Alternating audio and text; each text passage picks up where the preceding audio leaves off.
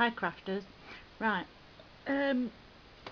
this video is late. I've not been well, so I'm trying to get everything done in between having time in bed because I can't do much. So I'm literally sat at the end of my bed on this metal thing just because it's the only way I can do this. So I find that when I watch videos, things aren't done from start to finish, and we've got to remember that there are beginners watching things, and if they're just looking at stuff and you're just showing stuff that's finished, they're never going to know how to do it, and it becomes very frustrating. So I thought it was important to do something from start to finish, just for a change. So this video is right from the very beginning, so if you don't want to watch it or you want to run forward, that's up to you, but I'm doing this for all the newbies out there, or for somebody who's never done anything like this. And this is MDF, and as you can see, it's a door hanger. But you don't have to use it for that. You could hang it from a cupboard door or whatever, but it's for a door. Usually would put a name on it, but I'm not going to do that. So first, I'm using acrylic paints. You don't have to use acrylic paint. Over here we use emulsion, but I've found in America they don't use emulsion paint, and I don't know what you call it over there, so I'm using acrylic for that reason, but you don't have to. But if I say acrylic paint, everyone knows what I'm talking about, no matter where you're from. So first of all, I want to have this with an antique gold finish. That's not very nice, is it? Ugh. It's all gloppy. You can tell I ain't been in these for a while. Actually, it's come out as that. So let's get that. Right, and what we're going to do, or what I'm going to do, is give it an antique gold finish, which I am then going to do a crackle finish over the top. And I'm going to call that step 1 of this project. So what I'm actually going to do is do it as part 1 or part A and part B. So if you know how to do crackle and you don't want to see this bit, you can go to part B, where I put the whole thing together. I don't even know what I'm going to do yet. I know what saturated canary thing I'm going to put on, digi that I'm going to put on, or not digi in this case, it's a stamped image, simply because I've already done it and coloured it up, which you don't need to learn how to do on this video. You can learn that from the other videos, but this in particular is to show the concept from start to finish of how to put something together and the thought process that goes on behind it. And if you can hear that coughing, it's my husband. He seems to have coughing fits every time I start doing a video for some reason. It must be I don't know why that happens, but there you go.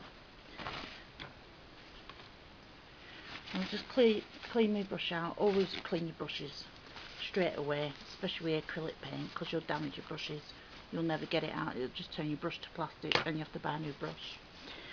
Right, I'm just going to give this a zap just to dry it.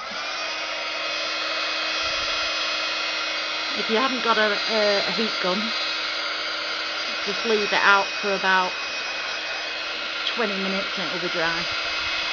This just speeds up the process.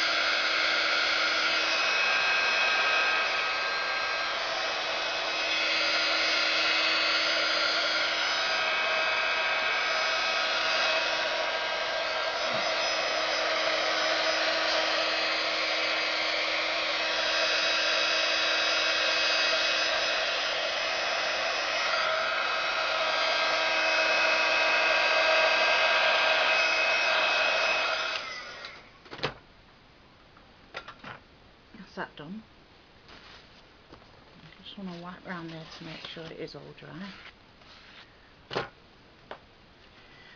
Now I'm going to use, we're not going to do a Crackle, an expensive Crackle treatment.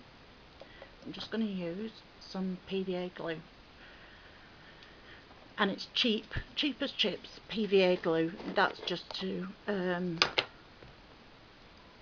my American friends, that's just a cheap school glue. I'm just going to put a layer of the glue over the gold that is now dried.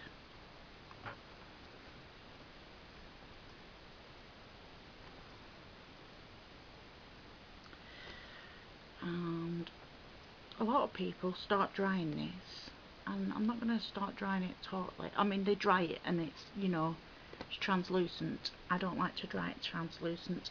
I like to just give it a quick zap, but so you can still see it as white, but you can see through some of it, if that makes sense. So it's not, it's just tacky dry instead of dry, because I find this effect works better when you don't dry the glue. So let's just cover that back up before I knock it flying, because knowing my luck I will. If something's going to get knocked, it'll get knocked by me. And I'm just going to clean out this brush again, so it's totally clean and there's no PVA left in it. Just put that to one side and just give this a quick zap.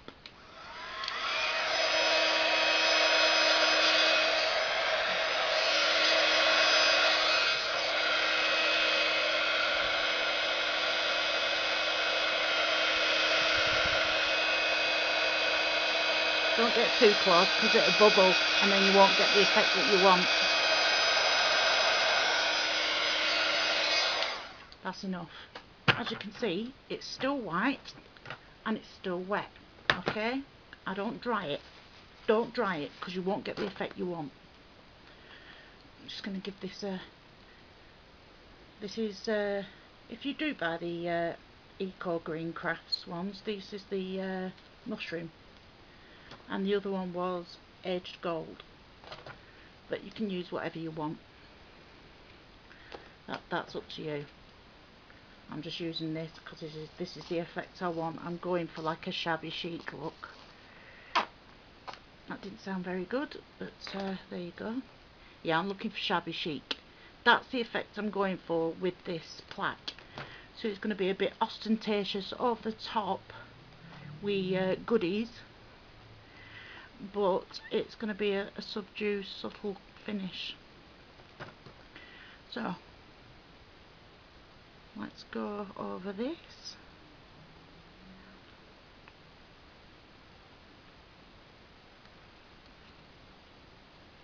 I think I've got too much. I think I put too much on here.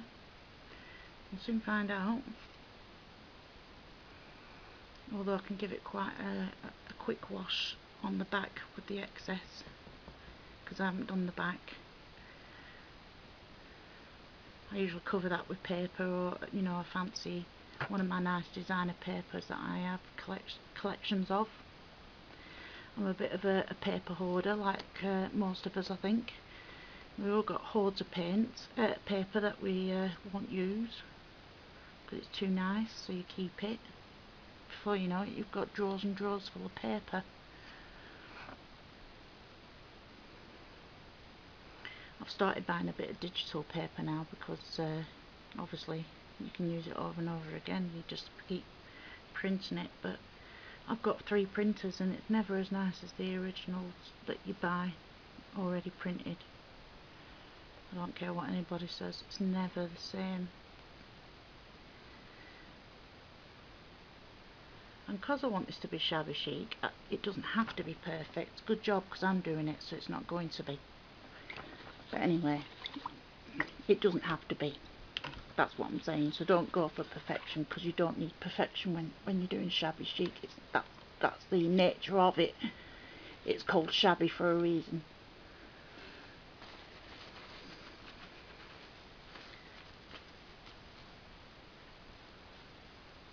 And now, before your very eyes, when I start drying this, you should start to see cracks coming through. And if you can't, I've not done it right. Let me just cover that up again.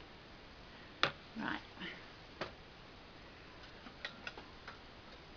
So here we go. Let's get the camera down a bit.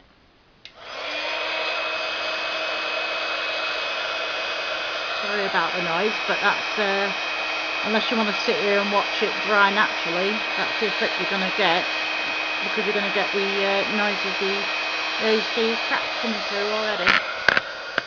There you go. Put it back up, carry on. This is lovely. And this is what happens when you don't dry the glue. Ignore people, sorry people, but ignore them if they're saying dry it, because you're not going to get this effect. It's not going to crack as much. If you don't want it to crack as much, then let it dry naturally. Lovely, absolutely lovely.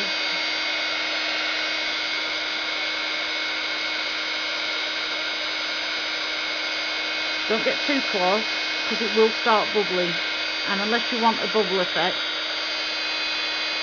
you don't want to be doing that. As you can see there, if you can see there, I've not finished, I'm just carrying on, but as you can see there, the crackle is beautiful.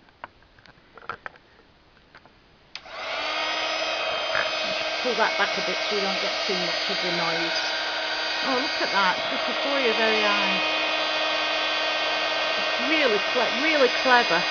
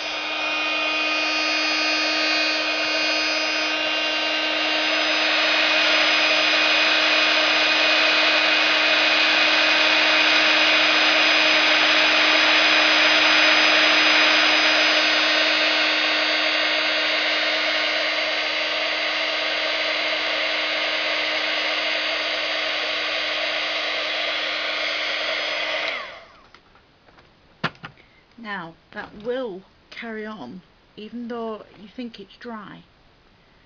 It's not completely dry. I'm not even going to touch that bit.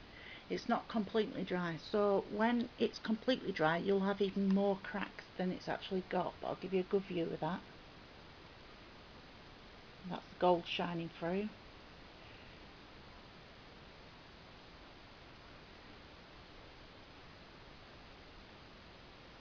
So it actually will carry on cracking, and I like to, until I touch it again, I like to leave it a good 20 minutes in you know, in the room temperature, because obviously the heat gun will keep it quite soft, and I don't like working with it then, because when you start putting distress inks and things like that on it, you can drag the effect. So I rather prefer to let it dry in its own, in your own air, in the room temperature.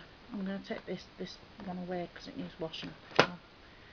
I always have 2 or 3 of these cut up. I have one big one and then 2 cut up, so I can do my paint effects and still work on a clean surface afterwards. So there you go, that is the first process. I am going to do another process of this before I call it part A finished, so I'm just going to go for now and leave it, and we'll come back to it when it's dry. Okay, well, it's dry now, but as you can see, if you start dragging it, you might start getting too much. The paint won't come off because it's dried in, but the glue underneath isn't dry completely, and that is why it cracks, because the glue pushes its way through, because the paint cracks as the paint's drying, it cracks because the glue is trying to push its way through because it's not drying as quick as the paint, and that's what causes the cracks. So it's a really good effect. But like I said, I like to leave it at room temperature, so I'm going to leave that for now, stop babbling and leave it and come back to it after. Alright, bye for now. Right, so now we're back. So what I've done is literally just left it for half an hour while I had a cup of coffee, and now I know it's completely dry. I can buff it up, which is what you can do with acrylic paint. Most acrylic paints, you can buff them, and that's why I wanted it to dry completely, just like in room temperature for half an hour. These are big pieces of kitchen roll. It's extra thick stuff, deliberately so I can give it a good buffing. So I like to buff it up, because that way you get rid of anything that's like on top that shouldn't be there, like flaking.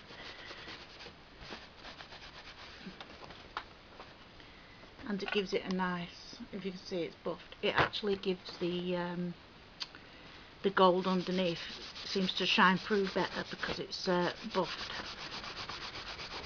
See, did you see that there? Look, little bits will come off, so if you give it a buff you'll get rid of anything that shouldn't be on there. And there you go, you get a nice shine to it. So now the next thing I like to do, or the next thing I will be doing, is hang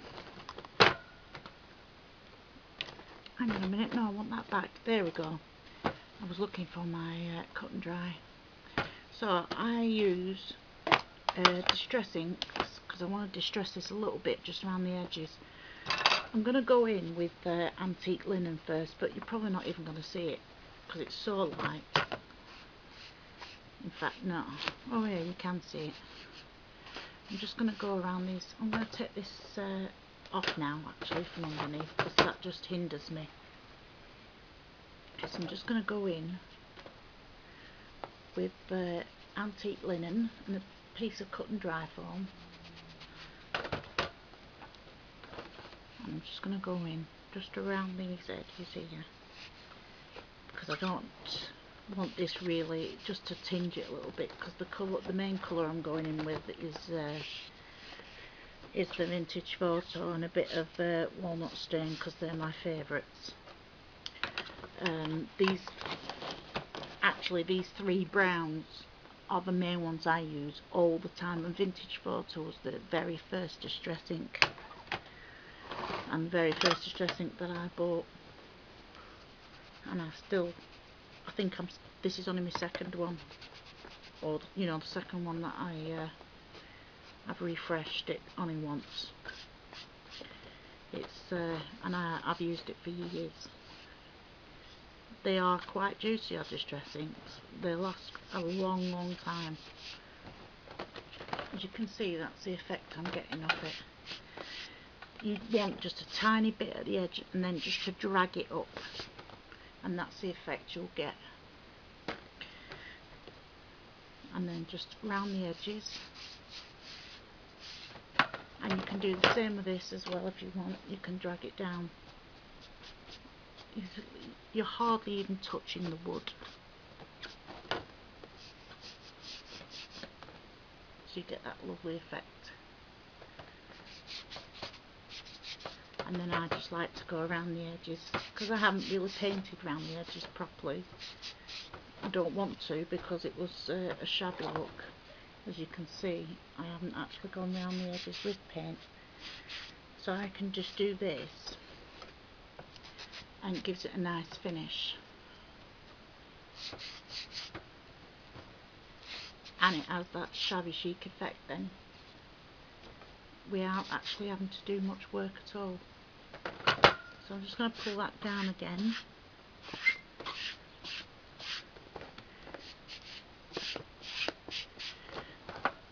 and a bit there.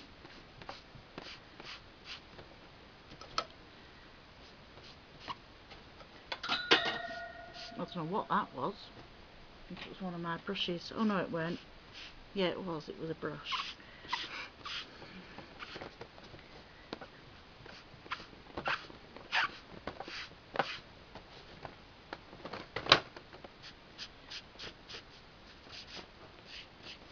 Right, that's that bit.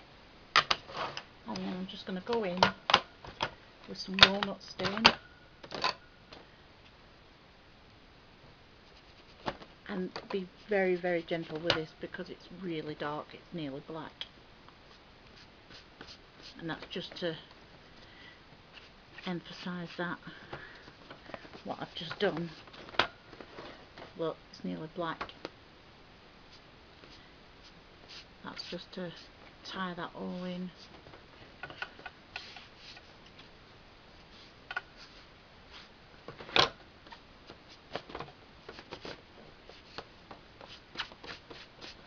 Here we go. And that's the effect. That is beautiful. In my mind, that's lovely. But you could do it if you really wanted. I mean, because this is a vintage shabby chic look, this is the look I'm going for. But if you wanted it more girly, you could go in with one of the pink distress inks, a very light pink like Spun Sugar, or there's a new one out called Raspberry something, and that's very pink, so you could go, you know, as pink as you wanted. There's lilacs as well, and that was a quickie glue pen that time. Right, because I'm working on something that's metal, like a metal shelving unit, I'm getting things jumping through it. Right, so that's that bit, and even though I've just done it, I still want to take the excess off by buffing, and that actually brings it more into this as well, so it gets a lovely effect. Now I'm going to dry brush in just some sparkle paint. It's from Cosmic Shimmer. I don't even know what it is now anymore, but it's like a white with a bit of mica in, that's all. So you could use your acrylic paint. That's all this is. It's an acrylic paint with a bit of mica in. So what I'm doing is I'm literally using a dry brush, and I'm pulling that into. It's just something I like to do. It's you know, it's not necessary. It's not. I'm using a dry brush. I'm not even putting it on. I'm just putting it on willy-nilly because I want it to. It's got like a gold sheen on it. I want it to like show up a little bit, but not a lot. You know, just like a highlight in places. I have actually used this wet on a frame that I made for my mum, and put it onto the edge of the flowers as well, so it's like a gesso. It's gone out like a white gesso look that you get on your flowers, but with a bit of mica in it. A small amount of mica, but it's there and it looks really good.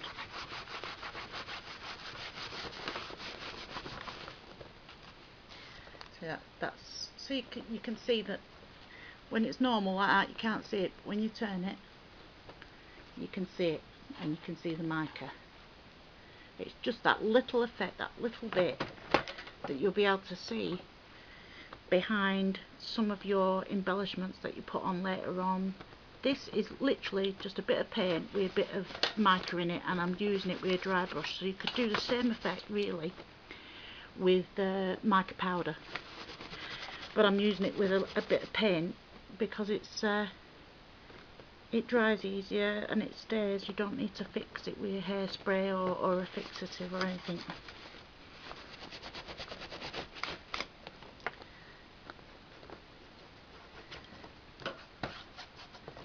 So that's that, and that was literally just the corner of a brush. That's it, that's all I've used it. It's just something I like to do sometimes. you don't have to do that. You can miss that step altogether if you want. I just think it adds something. So I'm just going to buff that up. It picks off any not totally dry paint, so you end up with a bit more of your gold coming through as well. And there you go, that's the effect that gives. There you go, lovely. Alright,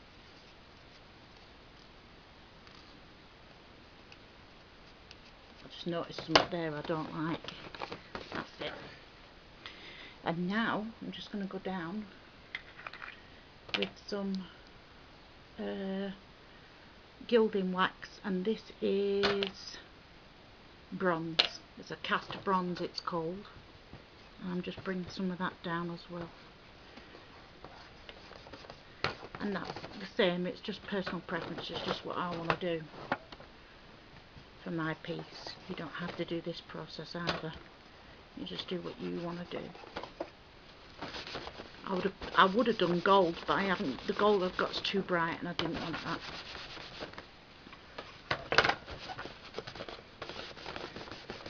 And that can be buffed as well. So you've got that effect with that as well. So that's the whole effect. It really does look good.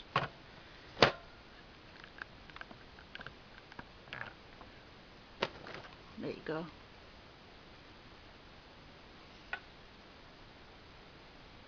It's a shame now to cover it up with embellishments, isn't it, really? But there you go, that's your piece. It looks really old, doesn't it? So we'll come back to it in a minute. Yeah, come back to it in a minute.